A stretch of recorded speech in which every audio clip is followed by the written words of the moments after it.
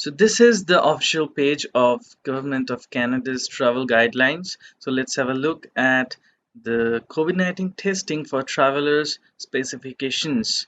Most of you will not be crossing the land border, so I will be skipping those parts. I will only be talking about the air travel versions of these travel regulations. If you're flying to Canada, you must take a test within 72 hours of the scheduled departure time of your flight to Canada. Airlines will refuse boarding to travelers who are unable to provide a valid molecular test result. I mean the RT-PCR test result.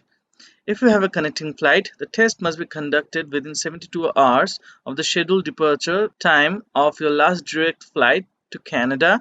You may need to schedule the test in your transit city. Air travelers must provide one of the accepted type of test, not antigen test. So yeah, you have to provide the RT-PCR test result. Keep proof of your test results for the 14-day period that begins on the day you enter Canada. So what if you were tested positive for COVID-19? Person who have recovered from COVID-19 can continue to test positive long after they have recovered and are no longer infectious. Travelers who have previously tested positive for COVID-19 must provide proof of a positive COVID-19 molecular test conducted between 14 and 90 days prior to your scheduled flight.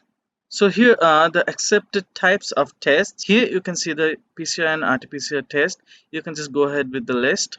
So these are the sections that need to be provided with your RT-PCR result: your name and DOB, name and civic address of the laboratory, clinic, facility that administered the test, date on which the test was conducted, the type of test conducted, the test result. You must show proof of your test results even if you have tested negative for COVID-19 previous to 72-hour period, have been vaccinated for COVID-19, recovered from COVID-19 and no longer test positive, recovered from COVID-19 and continue to test positive. So if you don't provide the valid COVID-19 test report, you will be fined up to $5,000.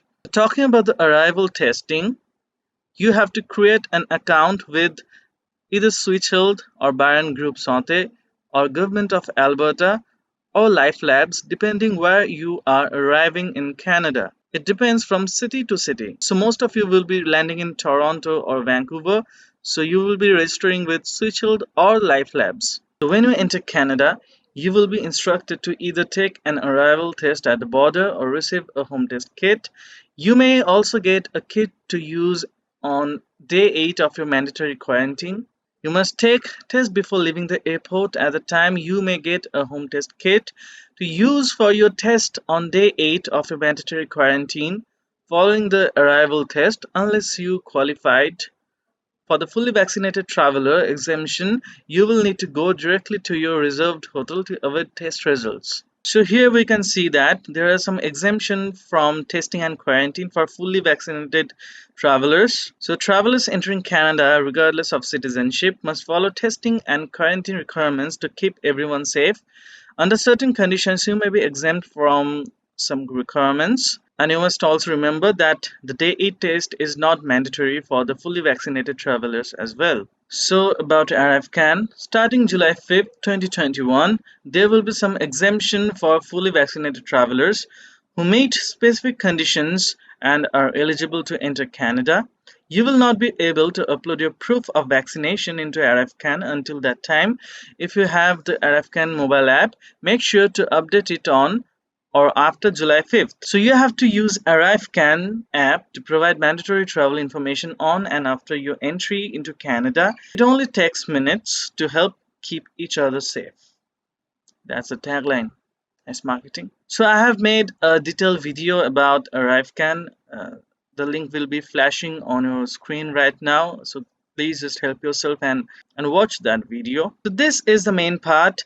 Fully vaccinated travelers are exempt from this 3-day and 11 days mandatory hotel quarantine in Canada after they arrive.